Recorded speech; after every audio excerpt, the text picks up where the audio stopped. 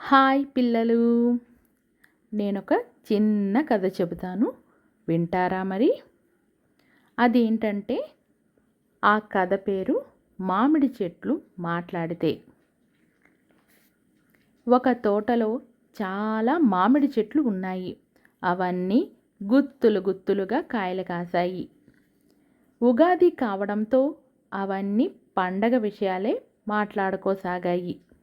అందులో ఒక చెట్టు, ఈరోజు తెలుగు ప్రజలకు కొత్త సంవత్సరం, మనం లేకుండా వాళ్ళకి ఈరోజు పండగే పూర్తవ్వదు అని గర్వంగా అంది.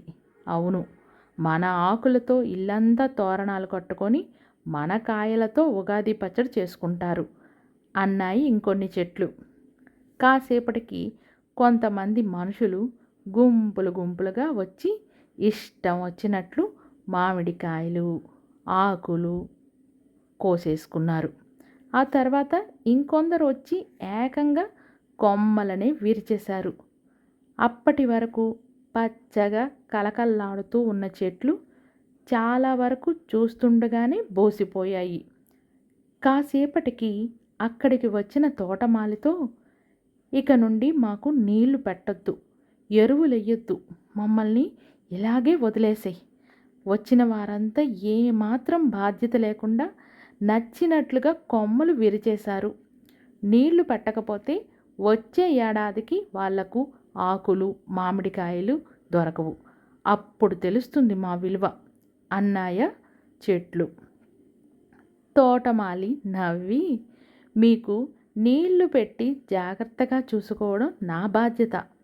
చక్కగా పెరిగి స్వచ్ఛమైన గాలి, కాయలు, పండ్లు, అవసరమైనప్పుడు ఆకులు అందించడం మీ ధర్మం. మన కర్తవ్యాన్ని మనం నిర్వర్తించాలి. ఎవరో వచ్చి ఏదో చేస్తారని, వారికి మన విలువ తెలియజెప్పాలని మనల్ని మనం కష్టపెట్టుకోవడం సరికాదు అన్నాడు తోటమాలి.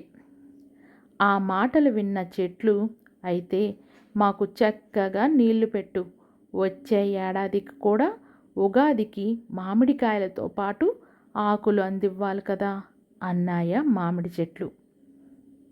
విన్నారు కదా పిల్లలు, కథ ఎలా ఉంది అనేది నాకు కామెంట్ రూపంలో తెలియజేయండి.